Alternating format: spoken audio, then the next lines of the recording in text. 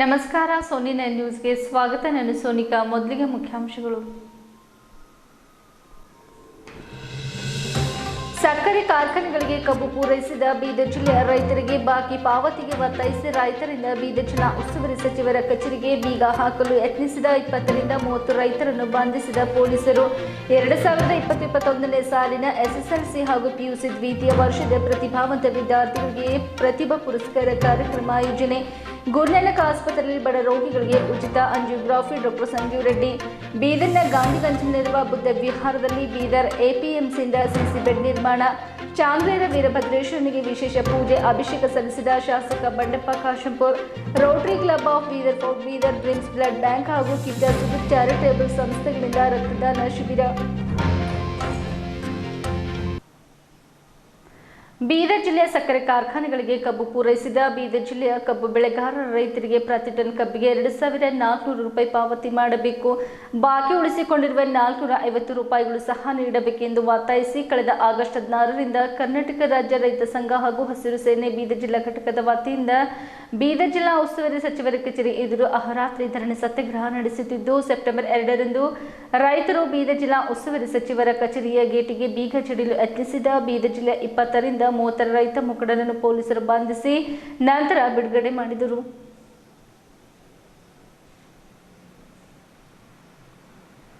ಈ ಸಂದರ್ಭದಲ್ಲಿ ಕರ್ನಾಟಕ ರಾಜ್ಯ ರೈತ ಸಂಘ ಹಾಗೂ ಹಸಿರು ಸೇನೆ ಬೀದರ್ ಜಿಲ್ಲಾ ಘಟಕದ ಕಾರ್ಯಾಧ್ಯಕ್ಷರಾದ ಶ್ರೀಮಂತ್ ಬಿರಿದರವರು ಮಾತನಾಡುತ್ತಾ, ಬೀದರ್ ಜಿಲ್ಲಾ ಸಕ್ಕರೆ ಕಾರ್ಖಾನೆಗಳಿಗೆ ಕಬ್ಬು ಪೂರೈಸಿದ ಕಬ್ಬು ಬೆಳೆಗಾರರ ರೈತರಿಗೆ ಪಶುಸಂಗೋಪನೆ ಹಾಗೂ ಬೀದರ್ ಜಿಲ್ಲಾ ಉಸ್ತುವಾರಿ ಸಚಿವ ಪ್ರಭು ಚವ್ಹಾಣ್ ಅವರ ನೇತೃತ್ವದಲ್ಲಿ ದರ ನಿಗದಿ ಮಾಡಿದ 2400 ರೂಪಾಯಿ ಪಾವತಿ ಮಾಡಬೇಕು. ಆದರೆ ಸಕ್ಕರೆ ಕಾರ್ಖಾನೆಗಳು ಕೇವಲ 1950 ರೂಪಾಯಿ ಕೊಟ್ಟಿವೆ. ಬಾಕಿ ಹಣ 450 ರೂಪಾಯಿ ಕೊಡಬೇಕು ಎಂದು ಒತ್ತಾಯಿಸಿದರು. ಇನ್ನೋರ್ವ ರೈತ ಮುಖಂಡರೊಬ್ಬರು ಮಾತನಾಡುತ್ತಾ, ರಾಜಕಾರಣಿಗಳು ಎಂದರೆ ಭ್ರಷ್ಟಾಚಾರವೆಂದರೆ ರಾಜಕಾರಣ, ಇವು ಒಂದು ನಾಣ್ಯದ ಎರಡು ಮುಖಗಳು ಎಂದರು. ಬೀದರ್ ಜಿಲ್ಲಾ ಉಸ್ತುವಾರಿ ಸಚಿವರ ಕಚೇರಿಯ ಗೇಟಿಗೆ ಬೀಗ ಜಡಿಯಲು ಯತ್ನಿಸಿದ ಸುಮಾರು 20 ರಿಂದ 30 ರೈತ ಮುಖಂಡರನ್ನು ಬಂಧಿಸಿದ ಬೀದರ್ ಡಿವೈಎಸ್ಪಿ ಕೆಎಂ ಸತೀಶ್ ಅವರ ನೇತೃತ್ವದ ಪೊಲೀಸರ ತಂಡ 2 ಪೊಲೀಸ್ ವ್ಯಾನ್ಗಳಲ್ಲಿ ರೈತರನ್ನು ಹಾಕಿಕೊಂಡು ಹೋದರು. ಇದೇ ಸಂದರ್ಭದಲ್ಲಿ ರೈತರು ಹಸಿರೇ ಉಸಿರು ಎಂದು ಕೂಗು ಹಾಕಿದರು. ಕರ್ನಾಟಕ ರಾಜ್ಯ ರೈತ ಸಂಘ ಹಾಗೂ ಹಸಿರು ಸೇನೆ ಬೀದರ್ ಜಿಲ್ಲಾ ಘಟಕದ ಪದಾಧಿಕಾರಿಗಳು ರೈತರು ಪ್ರತಿಭಟನೆಯಲ್ಲಿದ್ದರು. ಮಂತ್ರಿಯಾಗಿ ಜಿಲ್ಲಾ ಬೀದರ ಜಿಲ್ಲೆಯ ಉಸ್ತುವಾರಿ ಮಂತ್ರಿಗಳಾಗಿ ನನ್ನ ಜಿಮ್ಮೆದಾರಿ ಅದ. ಅಂತ ಕಾರ್ಖಾನೆಯವರ ಮೇಲೆ ಕ್ರಮ ಕೈಗೊಂಡು ರೈತರಿಗೆ ನ್ಯಾಯ ಒದಗಿಸ್ಕೊಡ್ತಕ್ಕಂತ ಕೆಲಸ ಉಸ್ತುವಾರಿ ಮಂತ್ರಿಗಳದಂತ ಅವ್ರಿಗೆ ಗೊತ್ತಿಲ್ಲ. ಈ ಹೋರಾಟ ಎಲ್ಲಿವರೆಗೆ ಹೋರಾಟ?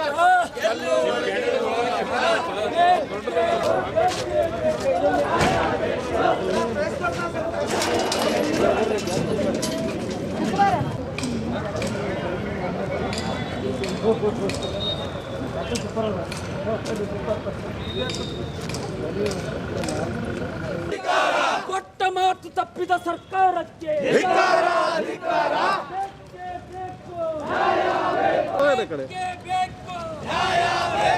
ಕಬ್ಬಿಗೆ 2400 ರೂಪಾಯಿ, ಕಬ್ಬಿಗೆ 2400 ರೂಪಾಯಿ ನುಡಿದಂತೆ ಆಶ್ವಾಸನೆ ಕೊಡ್ತಕ್ಕಂಥ ಸರ್ಕಾರಕ್ಕೆ,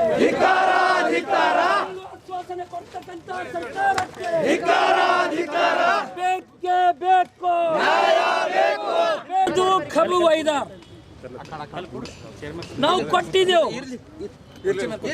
ಜಗತ್ತಿನಲ್ಲಿ ಒಂದು ವಿಶ್ವಾಸ ಎಂಬುದು ಬಹಳ ಏನಂದ್ರ, ಸಚಿವರೇ ನಿಮ್ಮ ಕರ್ತವ್ಯ ಕೂಡ ಅದು, ನೀವು ಇಸ್ಕೊಡ್ಲೇಬೇಕು. ಯಾಕಂದ್ರ ಯಾವಾಗ ಅನ್ಯಾಯ ಆಯ್ತದ ಅಂದಾಗ ನಾವು 10ನೇ ತಾರೀಕಿಗೂ ಬಂದಿಲ್ಲ, ಅದಕ್ಕ ಮಾಡು ಅಥವಾ ಮಡಿಯದ ಮರ್ತಾಸೋ ಕ್ಯಾ ನೈ ಕರ್ತ ಅಂದಾಗ ಯಾಕೆ ಜಗಳ ಆಡ್ಕೊಂಬರಿ, ನಮಗ್ ದಾರಿ ಬಿಡ್ರಿ. ಅಲ್ಲಿ ಕೀಲಿ ಹಾಕಿ ಶಾಂತ ರೀತಿ ಗಾಂಧೀಜಿ ಹೇಳ್ಕೊಟ್ಟಾರ ನಮಗೆ ಶಾಂತಿ ಅಹಿಂಸಾ ಸತ್ಯ. ಲಗಾವ್ ಜೋರ್, ಅರೆ ಲಗಾವ್.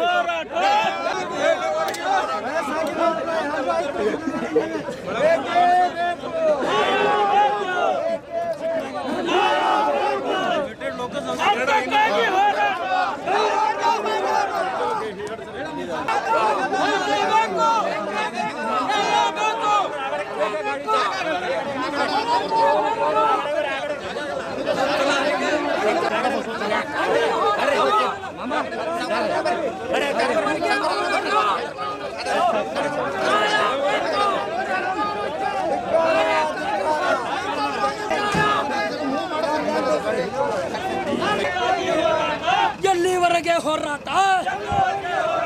ಹಸಿರೇ ಹಸಿರು, ಹಸಿರೇ ಹಸಿರು, ಬೇಕೇ ಬೇಕು.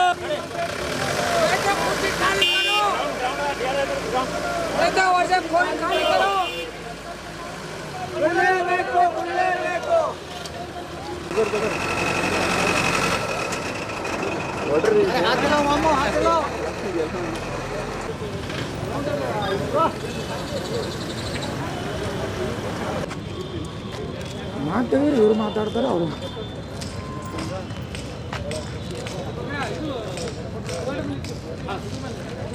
ಈಗ ಅವರೇ ಕಾಣಿಸ್ತಾ ಇದ್ದಾರೆ. ಖರೆ ನಾವಿಲ್ಲಿ ಏನು ಮಾಡ್ಲಿಕ್ಕಾಗ್ತದ? ನಾವಂತೂ ನಮ್ಮ ಕೆಲಸ ನಾವು ಮಾಡ್ತೇವೆ, ಪೊಲೀಸರ ಕೆಲಸ ಪೊಲೀಸರು ಮಾಡಲಿ. ನಾವಂತೂ ಬೀಗ ಹಾಕಲಾಕ ಬಂದಿದ್ದೆವು.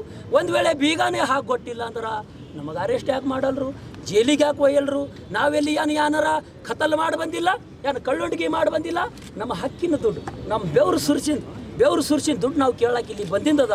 ಒಂದು ವೇಳೆ ನಮ್ಮ ಜಿಲ್ಲೆದಾಗ ನ್ಯಾಯನೇ ಇಲ್ಲ, ಉಸುಬೇ ಹಾಕೋದಿಲ್ಲತ್ತದಂದ್ರೆ ನಮಗೆ ಜೈಲಿಗೆ ಹಾಕ್ತಾರೆ ಭೀ ಪರವಾಗಿಲ್ಲ. ಜೈಲಿದಿಂದ ಯಾವತ್ತು ನೀವು ಬಿಟ್ಟಿರಿ ಮತ್ತ ಬಂದು ಇಲ್ಲೇ ನಾವು ಕೊಡೋರಿದ್ದು. ನಾವು ರೂಪಾಯಿ ಬಿಡೋರು ಅಲ್ಲ, 450 ನಾವು ಇಲ್ಲಿ ಭಿಕ್ಷಾ ಕೇಳಕ್ಕೆ ಬಂದಿಲ್ಲ. ನಮ್ಮ ಹಕ್ಕದ ನಾವು ಕೂಲಿ ಹಾಕ್ಲಾಕ ಬಂದಿದ್ದೆವು. ದಯವಿಟ್ಟು ಪೊಲೀಸರಿಗೆ ನಾವು ವಿನಂತಿ ಮಾಡ್ತಾ ಇದ್ದೀವಿ, ನಮಗೆ ಸಹಕಾರ ಮಾಡಿರಿ, ನಮಗೆ ದಾರಿ ಬಿಡ್ರಿ, ನಮಗೆ ದಾರಿ ಬಿಟ್ಟು ನಮಗೆ ಇದು ಒಂದು ದುಡ್ಡು ಎರಡು ಇಲ್ಲ. ಇಡೀ ಜಿಲ್ಲಾ ಜನದ 12 ಲಕ್ಷ ಮ್ಯಾಗಿರೋದ ನಾವು ಕಬ್ಬು ಸರಬರಾಜು ಮಾಡಿದ್ದೆವು. ಎಲ್ಲ ಕಾರ್ಖಾನೆ ಒಳಗೆ 12 ಲಕ್ಷ ಮಾಡಿದೆವು ಅಂದ್ರೆ 50 ಕೋಟಿ ಮ್ಯಾಗಿನ ದುಡ್ಡು ನಮ್ಮ ರೈತರಿಗೆ ಬರಬೇಕು. 50 ಕೋಟಿ ಮ್ಯಾಕ್ಪಟ್ಟಿನ ಜಾಸ್ತಿ, 50 ಕೋಟಿಗಿಂತ ಇನ್ನ ನಮಗೆ ದುಡ್ಡು ಬರಬೇಕು. ಅದಕ್ಕೆ ಇನ್ನು ನಮ್ಮ ಜಿಲ್ಲೆಯ ಎಲ್ಲ ಜನಪ್ರತಿನಿಧಿಗಳು ಓನ್ಲಿ ಅಂದ್ರೆ ರೂಲಿಂಗ್ ಇರಲಿ, ಅಪೋಸಿಷನ್ ಇರಲಿ, ಬಣ್ಣ ಧೂಳಿ ಇವೇನಿಲ್ಲ, ಬೆಳ್ಳಂದು ಪೈಜಾಮ ಕುರ್ತಾ ಕೊಳ್ಳೋದು ಲೋಫರ್ಗಳು, ದೇಶಕ್ಕೆ ಲೂಟಿ ಮಾಡೋರು, ಭ್ರಷ್ಟಾಚಾರ ಮಾಡೋರು. ಲೀಡರ್ ಅಂದ್ರೆ ಭ್ರಷ್ಟಾಚಾರ ಅಂದ್ರೆ ಲೀಡರ್. ಇದರಿಂದ ಒಂದು ನಾಣ್ಯ ಎರಡರಿಂದ ಇವು ಬಾಜು ಅವ. ಲೀಡರ್ ಅಂದ್ರೆ ಅವು ಭ್ರಷ್ಟಾಚಾರಿ ಮಾಡೋ ಲೀಡರ್ನೇ. ಇವರಿಂದ ಇವತ್ತಿಂದ ಕ್ಯಾರಿ ಅಂತ ಅಲ್ಲಕ್ಕೆ ತಯಾರಿಲ್ಲ. ನಮ್ಮ ಜಾಗಕ್ಕೆ ಯಾರು ಬಂದು ಯಾರೋ ಸ್ಪಂದನೆ ಮಾಡ್ಲಿಕ್ಕೆ ತಯಾರಿಲ್ಲ. ನಾವು ಬೀಗ ಆಗ್ಲತ್ತಿದ್ದೆವು. ಸಚಿವರ ಆಫೀಸ್ ಅಲ್ಲದು, ನಮ್ಮ ದುಡ್ಡಿಂದು, ನಮ್ಮ ಟ್ಯಾಕ್ಸ್ ಕೊಟ್ಟಿಂದೆ ಅದಕ್ಕೆಲ್ಲ. ಅದಕ್ಕೆಂದ್ರೆ ನಮ್ಮ ಆಫೀಸಿಗೆ ನಾವು ಲಾಕ್ ಮಾಡತ್ತಿದ್ದೇವೆ. ನಾವು ಅವ್ರ ಆಫೀಸ್ ಅಲ್ಲ, ಅವ್ರ ಬಿಲ್ಡಿಂಗ್ ಹೋಗಿ ನಾವು ಬಂತಿದ್ದಾಗ ಹೋಗಿಸಿ ಅವ್ರ ಮನೆಗೆ ಲಾಕ್ ಮಾಡತ್ತಿದ್ದು ಅವ್ರದ್ದಾಯ್ತದು. ಇದು ಅವ್ರದಲ್ಲಿ, ಇದು ಪಬ್ಲಿಕ್ ಆಫೀಸ್ ಅದ. ಇದು ಆ ಪಬ್ಲಿಕ್ ಆಫೀಸ್ ನಾವೇನದ ಅವ್ರದ್ದು ನಾವು ಲಾಕ್ ಮಾಡತ್ತಿದ್ದೆವು. ಇಷ್ಟೆಲ್ಲ ನೀವು ಪೊಲೀಸರು ಕರೆಸಿ ಮಾಡೋ ಜರೂರತೆ ಇಲ್ಲ. ಅದಕ್ಕೆಲ್ಲ ಇದು ಭಾಳ ವಂಡರದ. ಇದು ಯಾಕೆ ನುಡಿದಂತೆ ನಡೆಯುತ್ತೇವೆ ನಾವು, ನಿಮಗೆ ಹೆಚ್ಚಿಗೆ ಕೇಳ್ತಿಲ್ಲಲ್ಲ. ಬೀದರ್ನ ಆನಂದನಗರದ ತಥಾಗತ ನೌಕರರ ಮಿತ್ರ ಮಂಡಳಿ ವತಿಯಿಂದ ಬೀದರ್ ನಗರದ ಸರ್ಕಾರಿ ನೌಕರರ ಸಮುದಾಯ ಭವನದ ಸಭಾಂಗಣದಲ್ಲಿ 2020-21ನೇ ಸಾಲಿನ ಎಸ್ಎಸ್ಎಲ್ಸಿ ಹಾಗೂ ಪಿಯುಸಿ ದ್ವಿತೀಯ ವರ್ಷದ ಪ್ರತಿಭಾವಂತ ವಿದ್ಯಾರ್ಥಿಗಳಿಗೆ ಪ್ರತಿಭಾ ಪುರಸ್ಕಾರ ಕಾರ್ಯಕ್ರಮ ಹಮ್ಮಿಕೊಳ್ಳಲಾಗಿತ್ತು.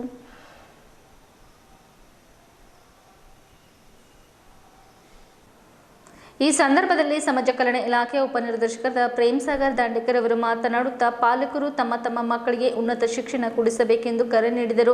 ಸರ್ಕಾರಿ ನೌಕರರ ಸಂಘದ ಬೀದರ್ ಜಿಲ್ಲಾ ಅಧ್ಯಕ್ಷರಾದ ರಾಜೇಂದ್ರ ಕುಮಾರ್ ಕಂದ್ಗೆ ಅವರು ಮಾತನಾಡುತ್ತಾ ತಥಾಗತ ನೌಕರರ ಮಿತ್ರ ಮಂಡಳಿ ಕಳೆದ ವರ್ಷ ಕೋವಿಡ್-19 ಸಂದರ್ಭದಲ್ಲಿಯೂ ಆನಂದ್ ನಗರದಲ್ಲಿ ಎಸ್ಎಸ್ಎಲ್ಸಿ ಹಾಗೂ ಪಿಯುಸಿ ದ್ವಿತೀಯ ವರ್ಷದ ಪ್ರತಿಭಾವಂತ ವಿದ್ಯಾರ್ಥಿಗಳಿಗೆ ಪ್ರತಿಭಾ ಪುರಸ್ಕಾರ ಕಾರ್ಯಕ್ರಮ ಆಯೋಜಿಸಿದರು. ಪ್ರತಿ ವರ್ಷ ಕಾರ್ಯಕ್ರಮ ಆಯೋಜಿಸಿದರೆ ಸರ್ಕಾರಿ ನೌಕರರ ಸಮುದಾಯ ಭವನ ಕಾರ್ಯಕ್ರಮ ಮಾಡಲು ಉಚಿತವಾಗಿ ನೀಡುವುದಾಗಿ ಭರವಸೆ ನೀಡಿದರು.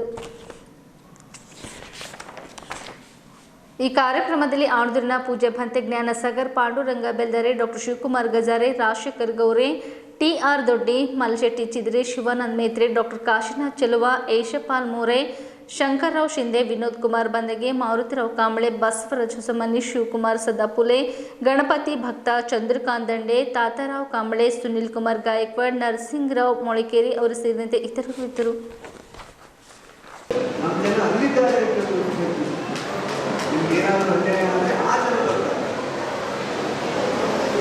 ಅದನ್ನು ಬಾಬಾ ಸಾಹೇಬ್ ಅಂಬೇಡ್ಕರ್ ಅವರು ಅಷ್ಟೇ ಅಂತ ಒಳ್ಳೆಯ ಧರ್ಮ ಬಾಬಾ ಸಾಹೇಬ್ ಅಂಬೇಡ್ಕರ್ ದೇಶ ಪ್ರೇಮಿಯಾಗಿದ್ದರು. ಅವರು ಇಂಥ ಒಂದು ಧರ್ಮವನ್ನು ತೋರಿಸ್ಕೊಟ್ಟಿದ್ದಾರೆ. ಅದಕ್ಕಾಗಿ ಬಾಂಧವರೇ, ನಾನು ನಿಮ್ಗೆ ಹೇಳೋದಕ್ಕೆ ಏನು ಇಷ್ಟಪಡ್ತೀನಿ ಅಂದರೆ, ಅಂಬೇಡ್ಕರ್ ಅವರು ಮೋಸೆಸ್ನ ಜೀಸಸನ್ನು ನೆನೆಸ್ಕೊಳ್ತಾರೆ. ಬಾಬಾ ಸಾಹೇಬ್ ಜೀಸಸ್ ಪರಲೋಕವನ್ನು ತೋರಿಸ್ತಾರೆ. ಪರಲೋಕಕ್ಕೆ ಏನು ಬಾಬಾ ಸಾಹೇಬ್ ಅಂಬೇಡ್ಕರ್ ಪ್ರಕಾರ ಪರಲೋಕ ಅಂದರೆ ಅವರು ಯಾವುದೋ ಒಂದು ಪ್ಯಾಲೆಸ್ನಲ್ಲಿ ದೇವಸ್ಥಾನದಲ್ಲಿ ಇರ್ತಕ್ಕಂಥ ಒಂದು ಗುಲಾಮರಿಗೆ, ಆ ಗುಲಾಮರನ್ನು ಅಂದರೆ ಹೊಸ ದೇಶಕ್ಕೆ, ಹೊಸ ನಾಡಿಗೆ ಕರ್ಕೊಂಡು ಹೋಯ್ದು ಮಾಲೀಕರನ್ನು ಧರ್ಮಗಳನ್ನು ಓದಿದವರ ಏಕೈಕ ವ್ಯಕ್ತಿ ಬಾಬಾ ಸಾಹೇಬ್ ಅಂಬೇಡ್ಕರ್. ಜಗತ್ತಿನಲ್ಲಿರ್ತಕ್ಕಂಥ ಎಲ್ಲ ಧರ್ಮಗ್ರಂಥಗಳನ್ನು, ಎಲ್ಲ ಭಾಷೆಗಳನ್ನು, ಬೈಬಲ್ಗಳು ಓದಲಿಕ್ಕೆ ಸಾಧ್ಯ ಇಲ್ಲ. ಆದರೆ ಬಾಬಾ ಸಾಹೇಬ್ ಅಂಬೇಡ್ಕರ್ ಅವರು ಎಲ್ಲ ಭಾಷೆಗಳಿಂದ ಇಂಗ್ಲೀಷ್ಗೆ ಟ್ರಾನ್ಸ್ಲೇಷನ್ ಮಾಡಿದಂಥ ಬಹುಭಾಷಾ ಭಾರತದಲ್ಲೇ ಹುಟ್ಟಿದಂಥ ಧರ್ಮವನ್ನು, ಬೌದ್ಧ ಧರ್ಮವನ್ನು ಬಾಬಾ ಸಾಹೇಬ್ ಅಂಬೇಡ್ಕರ್ ಅವರು ಒಪ್ಪಿಕೊಂಡು, ಅದನ್ನು ಒಪ್ಪಿಕೊಂಡು ನಮ್ಮ ಜೀವನ ಅವತ್ತಿನ ಸಂದರ್ಭದಲ್ಲಿ ಸುಮಾರು ಒಂದೇ ನಾಡಿಗೆ 7-8 ಲಕ್ಷ ಜನರಿಗೆ ಅವರು ಕನ್ವರ್ಷನ್ ಮಾಡಿದಂಥ ಒಬ್ಬ ವ್ಯಕ್ತಿ ಅವರು. ಅದಕ್ಕಾಗಿ ನಿಮ್ಮ ಮಕ್ಕಳ ಭವಿಷ್ಯದಲ್ಲಿ ಅವರಿಗೆ ಮಾಡುವಂಥದ್ದು ಇಂಥದ್ದೆಲ್ಲ ಇದೆ. ಜೊತೆಯಲ್ಲಿ ಇಲಾಖೆಗಳು ನೀವು ತಗೊಳ್ಬೇಕು, ಸಹಕಾರ ತಗೊಳ್ಬೇಕು. ಈಗ ಮುಖ್ಯವಾಗಿ ಬರುವಂಥದ್ದು ನಮ್ಮ ಇಲಾಖೆ ಸೋಷಿಯಲ್ನಿಂದ ಹಲವಾರು ಸೌಲಭ್ಯಗಳಿವೆ, ಮಕ್ಕಳಿಗೋಸ್ಕರ ಹಲವಾರು ಸೌಲಭ್ಯಗಳಿವೆ. ಈಗ ನಾವು ಹೇಳೋದೇನು ಅಂದರೆ, ಎಲ್ಲರಿಗೂ ನೀವು ಮಾಡಬೇಕಾದಂಥ ಕೆಲಸ ಸಿಂಪಲ್ ಕೆಲಸ, ದೈನಿಕ ಶಿಕ್ಷಣಗಳನ್ನು ಸೇರಿಸಿದ್ದು, ಅಲ್ಲಿರ್ತಕ್ಕಂಥ ಮಕ್ಕಳಿಗೆ ನೋಡೇಸ್ಗಳನ್ನು ಸೇರಿಸುವುದು, ಅಲ್ಲಿರ್ತಕ್ಕಂಥ ಮಕ್ಕಳಿಗೆ ಅವರು ಉದಾಹರಣೆ ಚಿತ್ರಗಳನ್ನು ಸೇರಿಸುವುದು, ಇಂಥ ಒಂದು ಕೆಲಸ ಮಾಡೋದು ನಮ್ಮ ಕೈಯಲ್ಲಿದೆ. ನಾವು ಮಕ್ಕಳಿರ್ತಾರೆ, ಜನರಿರ್ತಾರೆ, ಬ್ಯಾಕ್ವರ್ಡ್ ಮಕ್ಕಳು ಇರ್ತಾರೆ. ಅಂಥ ಮಕ್ಕಳಿಗೆ ನಾವೇನು ಮಾಡ್ತೀವಿ ಅಂದರೆ, ನಮ್ಮ ಮಕ್ಕಳಿಗೆ ಸೈನ್ಸ್ ಸೇರಿಸಬೇಕು, ನಮ್ಮ ಮಕ್ಕಳಿಗೆ ಮತ್ತು ಬೈಕಿಂಗ್ ಅಲ್ಲಿ ಏನಪ್ಪ ಮನೆಗಳು ನೋಡ್ಕೊಳ್ಳಿ, ಯಾಕೆ ಅಲ್ಲಿ ಯಾಕೆ ಓದಿ ಬಹುತೇಕ ಅದಕ್ಕಾಗಿ ಅಂಥ ಒಂದು ಕೆಲಸ ಮೂಗಿಲ್ಲದೆ ನಮಗೆ ಅಲ್ಲಿ ಅವೇರ್ನೆಸ್ ವಿದ್ಯಾರ್ಥಿಗಳಿಗೆ ತರಬೇತಿ ಕೊಟ್ಟು ಅನೇಕ ವಿದ್ಯಾರ್ಥಿಗಳ ಕಾಂಪಿಟೇಷನ್ ಎಕ್ಸಾಮ್ ಯಾವ ರೀತಿ ಸಮಾಜದಲ್ಲಿ ಅವರನ್ನು ಒಳ್ಳೆ ವಿದ್ಯಾರ್ಥಿಗಳಿಗೆ ಓದಬೇಕಂತ ಹೇಳಿ ಸನ್ಮಾನ ಕಾರ್ಯಕ್ರಮದಲ್ಲಿ ಅದಕ್ಕೆ ನಮ್ಮ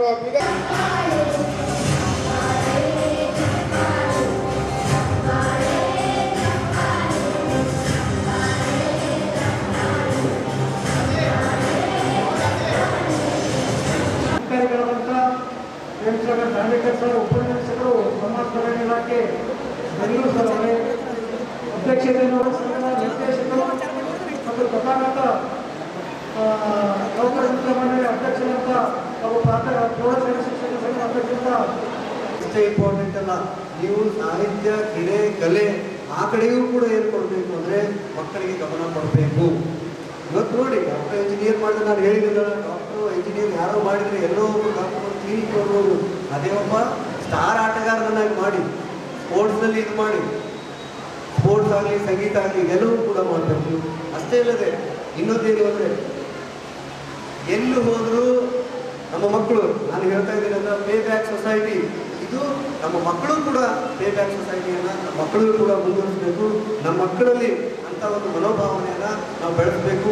ಎಲ್ಲಿ ಹೋದರೂ ಕೂಡ ಇವತ್ತು ಇಷ್ಟು ಜನ ಇದ್ದೀವಿ, ಇಷ್ಟು ಜನ ನಾವೇನು ಅಂದರೆ ನಮ್ಮ ಸಮಾಜ, ನಮ್ಮ ಜನತೆ, ನಮ್ಮ ಜನ್ರೇಷನ್, ಇಷ್ಟೆಲ್ಲ ಜನ ಸೇರಿ ಇಬ್ಬರಿಗಾದರೂ ನಾವು ಏನು ಅಂದರೆ ಅವರಿಗೆ ಗೈಡ್ ಮಾಡಿದ್ದಾದರೆ ನಮ್ಮ ಸಮಾಜ, ಈ ನಮ್ಮ ಜನ್ರೇಷನ್ ಬಹುಬೇಗ ಮುಂದೆ ಹೋಗ್ತದೆ. ಅದಕ್ಕಾಗಿ ಇನ್ನು ಎಜುಕೇಷನಲ್ಲಂತೂ ನಮ್ದು ಯಾವುದೂ ಒಂದು ಇದು ಇಲ್ಲ, ಯಾವುದೇ ಒಂದು ಆಸ್ತಿ ಅಂತಸ್ತು ಇದು ಯಾವುದೂ ಇಲ್ಲ. ನಮಗಿರುವಂಥದ್ದು ಯಾವುದು ಅಂದರೆ ಒಂದೇ ಒಂದು ಎಜುಕೇಷನ್ ಕಡೆ ಕೂಡ ನಾವು ಹೆಚ್ಚು ಗಮನ ಕೊಡಬೇಕು. ಯಾರೆಲ್ಲ ನೌಕರಸ್ಥ ಬಾಂಧವರಿದ್ದೀರಿ, ಇದೆಲ್ಲ ತುಂಬ ಪ್ರಜ್ಞಾವಂತ ನಾಗರಿಕರಿದ್ದೀರಿ, ಮಕ್ಕಳಿಗೆ ಸಣ್ಣ ಒಂದು ನೌಕರಿ ಬಗ್ಗೆ ನೀವು ಯಾವುದೇ ಹೇಳಬೇಡಿ. ಒಳ್ಳೆ ನೌಕರಿ, ದೊಡ್ಡ ನೌಕರಿ ಇರುವಂಥ ಒಂದು ಗುರಿ ಯಾವುದೇ ಇರಲಿ, ಒಳ್ಳೆಯ ಒಂದು ಯಾವುದೇ ಇದರಲ್ಲಿ ಮಗ ಇಂಜಿನಿಯರ್ ಆಗ್ತಾನೆ ಅಂದರೆ ಒಳ್ಳೆ ಇದರಲ್ಲಿ IIT-ಯಲ್ಲಿ NIIT-ಯಲ್ಲಿ ಎಂಜಿನಿಯರಿಂಗ್ ಮಾಡುವಂಥ ಒಂದು ಶಕ್ತಿಯನ್ನು ನಿಮ್ಮ ಮಕ್ಕಳಲ್ಲಿ ಬೆಳೆಸಿ.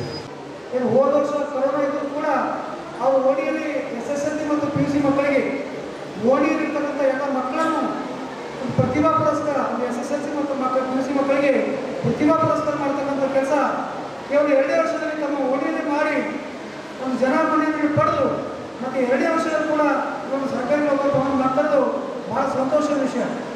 ಯಾಕಂದರೆ ನಾವು ಅರ್ಥ ಮಾಡ್ಕೋಬೇಕು, ಭಾಳಷ್ಟು ಓಣಿಗಳಿದ್ದಾವೆ. ನಾವು ಕೂಡ ಒಂದು ಓಣಿಯಲ್ಲಿ ನಾನು ಕೂಡ ಅಧ್ಯಕ್ಷನಾಗಿದ್ದೇನೆ. ಅದರಲ್ಲಿ ನಾವು ಓಣಿಯಲ್ಲಿ ಈ ಥರ ಒಂದು ಕಾರ್ಯಕ್ರಮ ಮಾಡಲಿಕ್ಕೆ ನಮ್ಗೆ ಆಗಿಲ್ಲ. ಆದರೆ ಇವತ್ತಿನ ಆನಂದವಾಗಿರ್ತಕ್ಕಂಥ ಮಿತ್ರ ಮಂಡಳಿಯವರು 25 ಜನ ಸೇರಿಸಿ ಏನು ಅದರ ಅಧ್ಯಕ್ಷರಾದ ಪಾಂಡ್ರಂಗ್ ಬೆದ್ದರ್ ಅವರ ಒಂದು ನೇತೃತ್ವದಲ್ಲಿ ಈ ಓಣಿಗಳಾಗಿದ ನಂತರ ಇಡೀ ಬೀದರ್ ಜಿಲ್ಲೆಗೆ ಒಂದು ಮಾದರಿ ಆಗ್ತಕ್ಕಂಥ ಕೆಲಸಗಳನ್ನು ನಾನು ತಮ್ಮೊಂದಿಗೆ ಇಷ್ಟಪಡ್ತಾ ಇದ್ದೀನಿ. ಇನ್ನೊಂದು ಖುಷಿ ಏನಂತಂದರೆ ಏನೋ ಇಲ್ಲ ವೇದಿಕೆ ಮೇಲ್ತಕ್ಕಂಥ ಎಲ್ಲ ನಮ್ಮ ಸರ್ಕಾರಿ ನೌಕರ ಬಾಂಧವರಿದ್ದಾರೆ. ಅದ್ರ ಜೊತೆ ನಮ್ಮ ಸರ್ಕಾರಿ ನೌಕರ ಸಂಘದ ಪದಾಧಿಕಾರಿಗಳು ಕೂಡ ಇದ್ದಾರೆ. ಯಾಕಂದರೆ ನಮ್ಮ ಪಾಂಡ್ರಂಗ್ ಬೆದ್ದರ್ ಸಹ ಕೂಡ ಸರ್ಕಾರಿ ನೌಕರ ಸಂಘದ ಪದಾಧಿಕಾರಿಗಳಿದ್ದಾರೆ. ನಮ್ಮ ರಾಷ್ಟ್ರಪತಿ ಗೌರವ ಸರ್ ಅವರು ಕೂಡ ಪದಾಧಿಕಾರಿಗಳಿದ್ದಾರೆ. ನಮ್ಮ ನೇತ್ರ ಸರ್ ಅವರು ಕೂಡ ಪದಾಧಿಕಾರಿಗಳಿದ್ದಾರೆ. ಭಾಳಷ್ಟು ಜನ ನಮ್ಮ ಚಲೋ ಸರ್ ಅವರು ಈಗ ನಮ್ಮ ಎಲ್ಲ ಭಕ್ತ ಸರ್ ಹೆಚ್ಚಾಗಿ ಎಲ್ಲರೂ ಕೂಡ ನಮ್ಮ ಸರ್ಕಾರಿ ನೌಕರರು ಬಂದಿರೋದ್ರಿಂದ ನಮಗೆ ಭಾಳ ಈ ಕಾರ್ಯಕ್ರಮ ನೋಡಿ ನಮಗೆ ಭಾಳ ಖುಷಿ ಅನ್ನಿಸ್ತಾ ಇದೆ. ಯಾಕಂದರೆ ಈ ಥರ ಒಂದು ಕಾರ್ಯಕ್ರಮಗಳು ಸಮಾಜದಲ್ಲಿ ನಿರಂತರವಾಗಿ ನಡೀತಾ ಇರಬೇಕು. ಸಮಾಜ ಯಾವಾಗ ಬದಲಾವಣೆ ಆಗಲಿಕ್ಕೆ ಸಾಧ್ಯ ಇದೆ, ಸಮಾಜ ಒಳ್ಳೆಯದನ್ನು ಅಂತ ನಾವು ಯಾವಾಗ ಮೆಸೇಜ್ ಮಾಡಲಿಕ್ಕೆ ಸಾಧ್ಯ ಇರ್ತಾರೆ ಈ ಥರ ಒಂದು ಕಾರ್ಯಕ್ರಮ ಮಾಡೋದ್ರಿಂದ ಅದು ಸಾಧ್ಯ ಆಗ್ತಕ್ಕಂಥ ಕೆಲಸ ಆಗ್ತದೆ. ಯಾವಾಗ ಸಮಾಜ ಜಾಗೃತಿ ಆಗ್ತದಂದರೆ ಇಡೀ ನಮ್ಮ ಕುಟುಂಬವೂ ಕೂಡ ಜಾಗೃತಿ ಆಗಲಿಕ್ಕೆ ಸಾಧ್ಯ ಇಲ್ಲ. ಇಲ್ಲಿವರೆಗೆ ಒಂದು ತಾಸು ಮಾತನಾಡಿದಂಥ ನಮ್ಮ ದಾಂಡೇಕರ್ ಸರ್ ಅವರು ಭಾಳ ಒಳ್ಳೆಯ ವಿಚಾರಗಳನ್ನು ಸಮಾಜಕ್ಕೆ ಸಂದೇಶ ರೂಪದಲ್ಲಿ ಕೊಟ್ಟಂಥ ಕೆಲಸ ಆಗಿದೆ. ಬೀದರ್ ನಗರದ ಗುರುದ್ವಾರ ಪರಿಸರದಲ್ಲಿರುವ ಗುರುನಾನಕ್ ಆಸ್ಪತ್ರೆ ಸಭಾಂಗಣದಲ್ಲಿ ಗುರುವಾರ ಕರೆದ ಪತ್ರಿಕಾಗೋಷ್ಠಿಯಲ್ಲಿ ಗುರುನಾನಕ್ ಆಸ್ಪತ್ರೆ ಹೃದಯ ರೋಗ ತಜ್ಞ ಡಾಕ್ಟರ್ ಸಂಜೀವ್ಕುಮಾರ್ ರೆಡ್ಡಿ ಅವರು ಮಾತನಾಡುತ್ತಾ ಉತ್ತರ ಕರ್ನಾಟಕ ಭಾಗದ ಜಿಲ್ಲೆಗಳ ಖಾಸಗಿ ಆಸ್ಪತ್ರೆಗಳ ನಗರದ ಗುರುನಾನಕ್ ಆಸ್ಪತ್ರೆಯು ಅತಿ ಹೆಚ್ಚು ಆಂಜಿಯೋಪ್ಲಾಸ್ಟಿ ಮಾಡಿರುವ ಸಾಧನೆಗೆ ಪಾತ್ರವಾಗಿದೆ ಎಂದರು.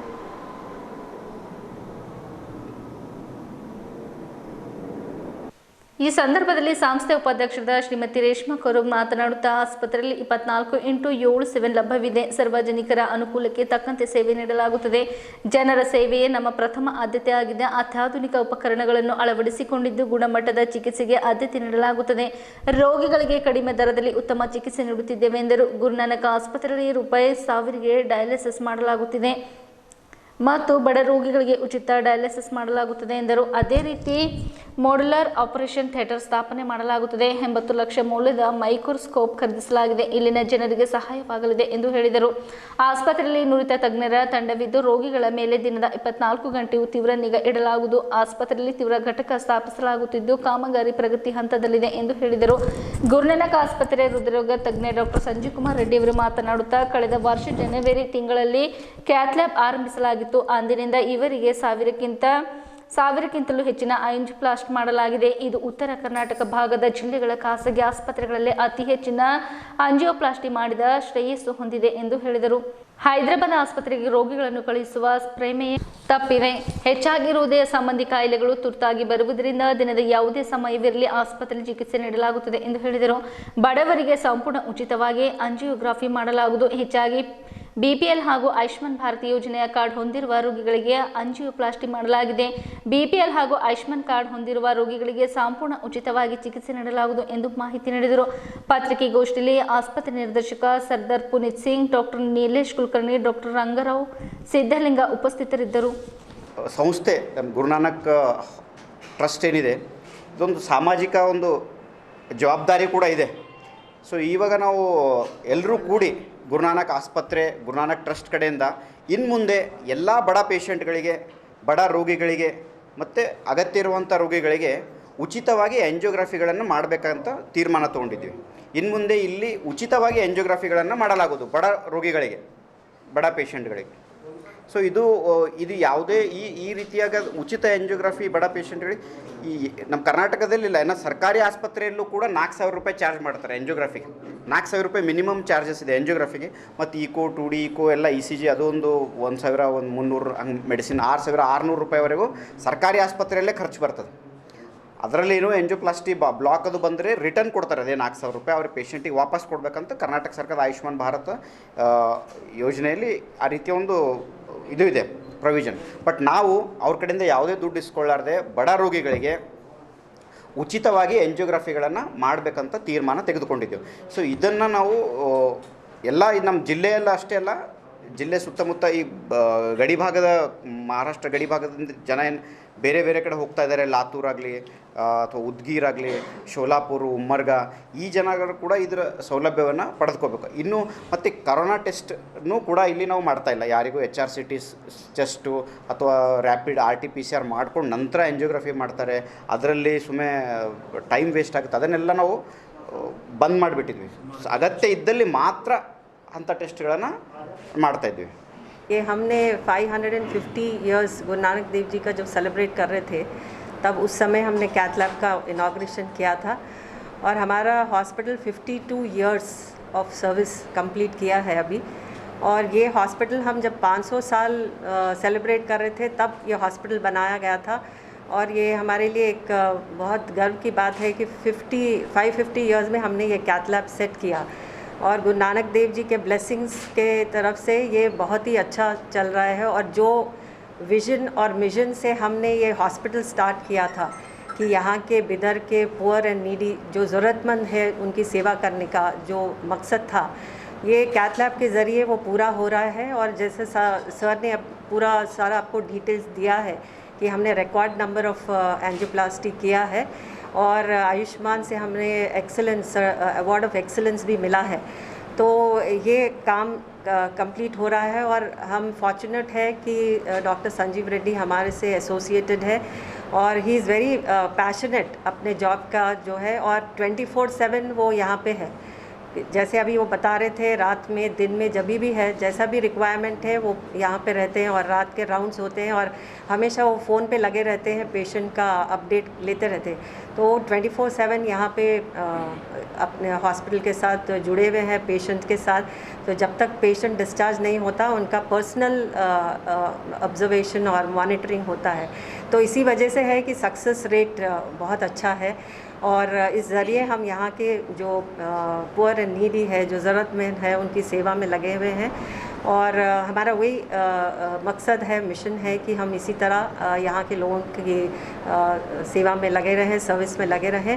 और हमारे लास्ट ये 1 साल में हमारे हॉस्पिटल में काफ़ी एडिशंस हुई हैं. जैसे डायलिसिस सेंटर, आपको पता है डायलिसिस सेंटर चल रहा है और न्यूरो डिपार्टमेंट हमने शुरू किया है. और डायलिसिस सेंटर जो चल रहा है सारे बिदर में सबसे लोएस्ट प्राइस पे हम डायलिसिस कर रहे हैं और जिसमें हम हॉस्पिटल के तरफ से कंट्रीब्यूट करके पेशेंट को सर्विस दे रहे हैं. और हमारे पास डेली अबाउट 7-8 डायलिसिस डेली होते हैं. और जो ज़रूरतमंद है, जिसके कोई सपोर्ट नहीं है, फाइनेंशियली बहुत ही वीक है, उनके हफ्ते में 3-3 डायलिसिस होते हैं, उनको हम काफ़ी मदद कर रहे हैं या 1-2 डायलिसिस फ्री कर रहे हैं. तो इस तरह वो डायलिसिस के ज़रिए भी हम यहाँ के लोगों की मदद कर रहे हैं. और जो न्यूरो डिपार्टमेंट अभी शुरू हुआ है वहाँ भी काफ़ी लोग जो हैदराबाद जाना पड़ता था उनको, वो सारों का यहाँ पे ट्रीटमेंट हो रहा है. और अभी हम एक माइक्रोस्कोप भी ले रहे हैं, बिल्कुल एक 8-10 दिन में आ जाएगा वो, जो अबाउट 80 लाख का है. उसके ज़रिए काफ़ी कॉम्प्लिकेटेड सर्जरीज़ भी यहाँ पे होएंगे हमारे हॉस्पिटल में. और हॉस्पिटल भी एक्सपैंड कर रहे हैं हम, 2 मॉड्यूलर OTs बन रहे हैं और एक 24/7 क्रिटिकल केयर यूनिट भी हम स्टार्ट कर रहे हैं. तो इस तरह हमारा विजन और मिशन यही है कि यहाँ के लोगों की मदद करें और यहाँ के हमारे बिदर के वासी हैदराबाद, शोलापुर या गुलबर्गा ना जाएं और उनको सारी सुविधाएं यहीं पर मिले. तो यही हमारा मकसद है. और हम काफ़ी फॉर्चुनेट है कि सर जैसे डॉक्टर्स हमारे से जुड़े हुए हैं, पैशनेट है अपने काम के लिए और अपना काम वही बहुत ही सही तरीके से निभा रहे हैं. ಬೀದರ್ನ ಗಾಂಧಿಗಂಜ್ನಲ್ಲಿರುವ ಬುದ್ಧ ವಿಹಾರದ ಆವರಣದಲ್ಲಿ ಮಳೆ ಬಂದ ಕೂಡಲೇ ಕೊಳಚೆ ನೀರು ಸಂಗ್ರಹವಾಗುತ್ತಿತ್ತು. ಈ ಸಂಬಂಧ ಭೀಮಾ ಆರ್ಮಿ ಏಕ್ತಾ ಮಿಷನ್ ಸಂಘಟನೆಯವರು ಸಿಸಿ ಬೆಡ್ ನಿರ್ಮಾಣ ಕೊಡುವಂತೆ ಬೀದರ್ ಎಪಿಎಂಸಿ ಅಧ್ಯಕ್ಷರು ಹಾಗೂ ಕಾರ್ಯದರ್ಶಿಗಳಿಗೆ ಮನವಿ ಪತ್ರ ಸಲ್ಲಿಸಿದ್ದಕ್ಕಾಗಿ ಎಪಿಎಂಸಿ ವತಿಯಿಂದ ಬುದ್ಧ ವಿಹಾರದ ಆವರಣದಲ್ಲಿ ಸಿಸಿ ಬೆಡ್ ನಿರ್ಮಾಣ ಮಾಡಿಕೊಟ್ಟಿದ್ದಕ್ಕೆ ಭೀಮಾ ಆರ್ಮಿಯ ಪ್ರಮುಖರು ಕೃತಜ್ಞತೆ ಸಲ್ಲಿಸಿದ್ದಾರೆ.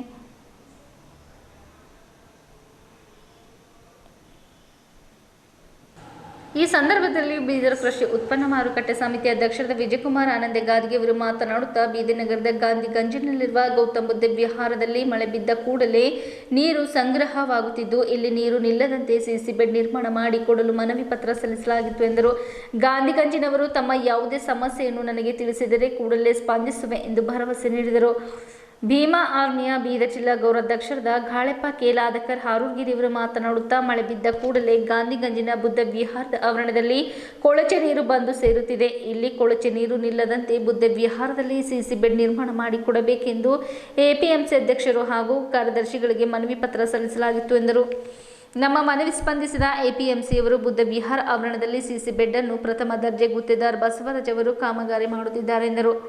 ಕಳೆದ ವರ್ಷ ಮಳೆಗಾಲದಲ್ಲಿ ಬುದ್ಧ ವಿಹಾರದಲ್ಲಿ ನೀರು ನಿಂತ ಬಗ್ಗೆ ಸೋನಿ 9 ನ್ಯೂಸ್ ವರದಿ ಮಾಡಿತ್ತು. ಈ ವರದಿಯನ್ನು ಎಪಿಎಂಸಿ ಅಧಿಕಾರಿಗಳಿಗೆ ತೋರಿಸಲಾಗಿತ್ತು.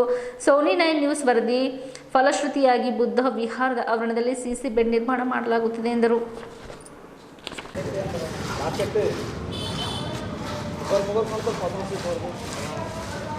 ಅವರು ಮೆಡಿಕಲ್ ಅದಾವ್ರಿ.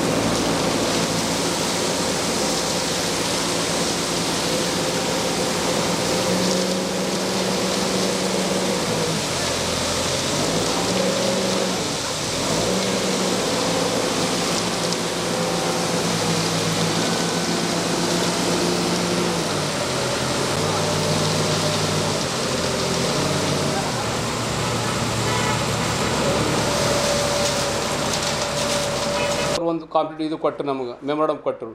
ನಮ್ಮಲ್ಲಿ ಬುದ್ಧ ವಿಹಾರದ ಜರ ನೀರು ನಡೆದವ ಭಾಳ ದಿವಸ ಹಿಡಿದು ನಮ್ಮದು ಬೇಡಿಕೆ ಅದ, ಅದು ಇದು ಮಾಡಿ ನಾನು ಸೆಕ್ರೆಟ್ರಿ ಜೈ ಇಂಜಿನಿಯರ್ ಎಲ್ಲ ಕರ್ಕೊಂಡು ಹೋಯ್ದು ಅಲ್ಲಿ ನೋಡಿ ಅದಕ್ಕೆ ಏನು ಮಾಡಿದೆವು, ಆಯ್ತಪ್ಪ ಕಾಂಟ್ರಾಕ್ಟರ್ ಕಸಿದು ಇದು ಮಾಡಿಕೊಡಪ್ಪ ಅಂತ ಹೇಳಿದ್ರೆ ಇವತ್ತು ಅದು ಭೀ ಚಾಲನೆ ಮಾಡ್ಯಾರ ಮಾಡ್ತಾರೆ. ಅದ್ರ ಕಂಡು ಇವತ್ತು ಗಾಂಧಿ ಗಂಜಿನ ಏನು ಭೀ ಸಮಸ್ಯೆ ಅದ. ಮತ್ತೊಂದು ನಮ್ಮದು ಸುಲಭ ಶೌಚಾಲಯ ಇದಾಗಿ ಅದ್ರ ವರ್ಕ್ ಮುಗಿದು ಒಂದು 8-9 ತಿಂಗಳಾಗ್ಲತ್ತು.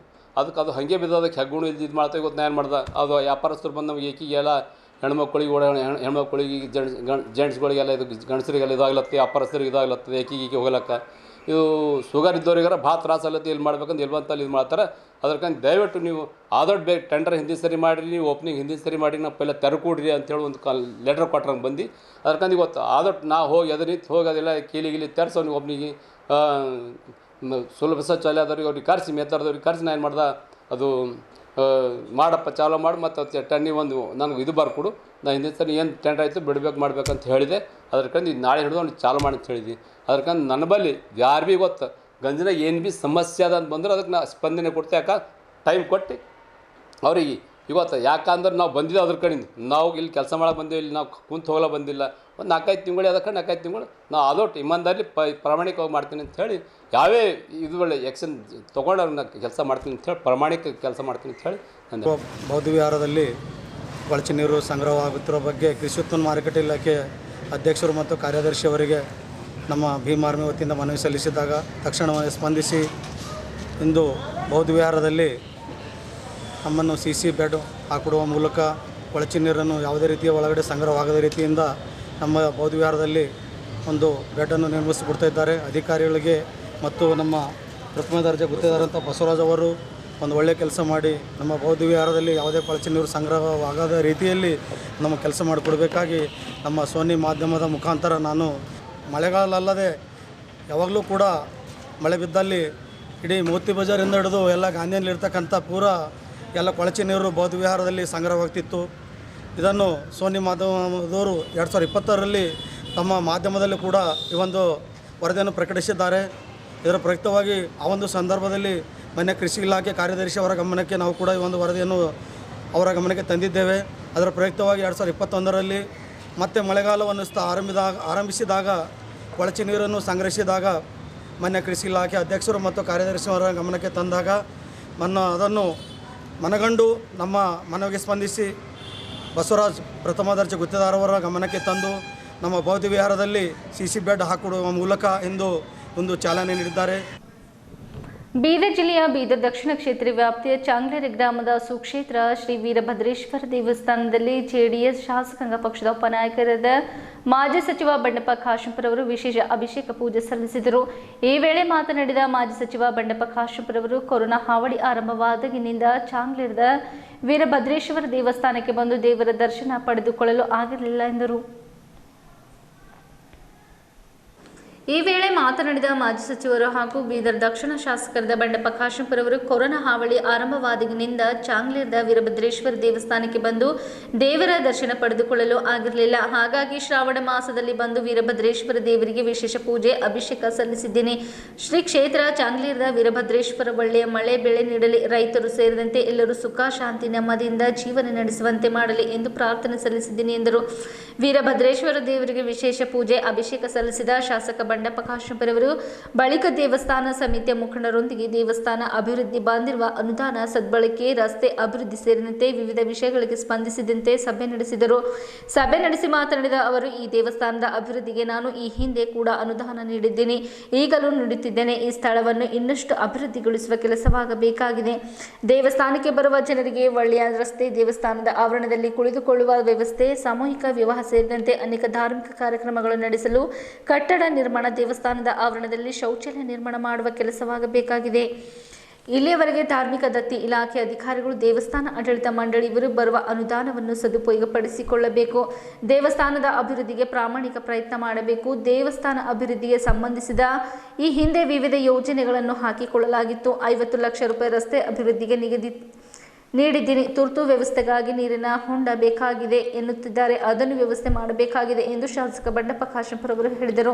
ಈ ಸಂದರ್ಭದಲ್ಲಿ ದೇವಸ್ಥಾನ ಆಡಳಿತ ಮಂಡಳಿ, ಹಿಂದೂ ಧಾರ್ಮಿಕ ಸಂಸ್ಥೆಗಳು ಮತ್ತು ಧಾರ್ಮಿಕ ದತ್ತಿಗಳ ಇಲಾಖೆಯ ನೋಡಲ್ ಅಧಿಕಾರಿ ಅನಂತರಾವ್ ಕುಲಕರ್ಣಿ, ಕಾರ್ಯದರ್ಶಿ ಸಂಜಯ್ ವಿ ದೇಸಾಯರ್, ರೋಮನ್ ಗುಂಡಕರ್, ಮುಖಂಡರಾದ ಸಂತೋಷ್ ರಾಸೂರ್, ಮಲ್ಲಪ್ಪ ಮನ್ನೆಖೇಳಿ, ವೀರಪ್ಪ ಫೋತಲ್, ಅನಿಲ್ ಕುಮಾರ್, ರಾಮಯ್ಯ ಶಾಸ್ತ್ರಿ, ವೀರರೆಡ್ಡಿ, ಸುಭಾಷ್ ಬೇಡರ್ ಸೇರಿದಂತೆ ಅನೇಕರು ಇದ್ದರು. Rotary club of Bidar, fort Bidar, BRIMS blood bank ಹಾಗೂ ಕಿಚ್ಚ ಸುದೀಪ್ ಚಾರಿಟೇಬಲ್ ಸಂಸ್ಥೆ ಇವರುಗಳ ಸಂಯುಕ್ತಾಶ್ರಯದಲ್ಲಿ ಸೆಪ್ಟೆಂಬರ್ 2ರಂದು ಬೀದರ್ ನಗರದ IMA ಹಾಲ್ನಲ್ಲಿ ಆಯೋಜಿಸಲಾಗಿದ್ದ ರಕ್ತದಾನ ಶಿಬಿರ ಅಧ್ಯಕ್ಷತೆ ವಹಿಸಿ ಮಾತನಾಡಿದ ರೋಟರಿ ಕ್ಲಬ್ ಆಫ್ ಬೀದರ್ ಫೋರ್ಟಿನ ಅಧ್ಯಕ್ಷರಾದ ಪ್ರೊಫೆಸರ್ SB ಚಿಟ್ಟ ಅವರು, ದಾನಗಳಲ್ಲಿ ರಕ್ತದಾನ ಶ್ರೇಷ್ಠವಾದುದು. ರಕ್ತದಾನದಿಂದ ಒಂದು ಜೀವ ಉಳಿಸಬಹುದು. ಆದ ಕಾರಣ ಯುವಕರು ಮುಂದೆ ಬಂದು ರಕ್ತದಾನ ಮಾಡಬೇಕೆಂದು ಕರೆ ನೀಡಿದರು. ಬೀದರ್ ಬ್ರಿಮ್ಸ್ನ ಡಾಕ್ಟರ್ ವೀರೇಂದ್ರ ಪಾಟೀಲ್ ಅವರು ಮಾತನಾಡಿ, ರಕ್ತದಾನ ಮಾಡಲು ಪ್ರತಿಯೊಬ್ಬರು ಮುಂದೆ ಬರಬೇಕೆಂದರು. ಶಿಬಿರದಲ್ಲಿ ಸುಮಾರು 20 ಜನ ರಕ್ತದಾನ ಮಾಡಿರುವುದು ಸಂತಸ ತಂದಿದೆ ಎಂದರು. ಈ ಸಂದರ್ಭದಲ್ಲಿ ಕರ್ನಾಟಕ ರಾಜ್ಯ ಕೈಗಾರಿಕಾ ಮೂಲ ಸೌಲಭ್ಯ ಅಭಿವೃದ್ಧಿ ನಿಗಮದ ಅಧ್ಯಕ್ಷರಾದ ಡಾಕ್ಟರ್ ಶೈಲೇಂದ್ರ ಬೆಲ್ದಾಡೆ, ರೋಟರಿ ಸೆಂಚುರಿ ಕಾರ್ಯದರ್ಶಿ ಸುಧೇಂದ್ರ ಸಿಂಧೋಲ್, ರೋಟರಿ ಕ್ಲಬ್ ಕಾರ್ಯದರ್ಶಿ ಅನಿಲ್ ಕುಮಾರ್ ಅವರದೇ, ಇನ್ನರ್ವಾ ವೀಲ್ ಕ್ಲಬ್ ಅಧ್ಯಕ್ಷ Sunaina Gutti, doctor Subhash Bashetty, Zahira Anwar, Shekhar Raga, Bharat Patil, Kashinath Patil, Gundappa Gode, Suryakant Ram Shetty, Anita Chintamani, rotary club of Bidar ಫೋರ್ಟನ್ ಸದಸ್ಯರು ಶಿವಕುಮಾರ್ LL, AG ಕಾರ್ಯದರ್ಶಿ ಸತ್ಯಪ್ರಕಾಶ್ ಹಳ್ಕೇಡ್ಕರ್, ಕಿಚ್ಚ ಸುದೀಪ್ ಅಭಿಮಾನಿ ಬಳಗದವರು ಉಪಸ್ಥಿತರಿದ್ದರು. ರಕ್ತದಾನ ಮಾಡಿದವರಿಗೆ ಕ್ಲಬ್ ವತಿಯಿಂದ ಪ್ರಮಾಣ ಪತ್ರ ನೀಡಲಾಯಿತು. ಇಲ್ಲಿವರೆಗೆ ಸುದ್ದಿ ಕೊಟ್ಟಿದ್ದು ನಾನು ಸೋನಿಕಾ. ಮುಂದಿನ ಸುದ್ದಿಯೊಂದಿಗೆ ಮತ್ತೆ ಭೇಟಿಯಾಗೋಣ. ವಂದನೆಗಳು.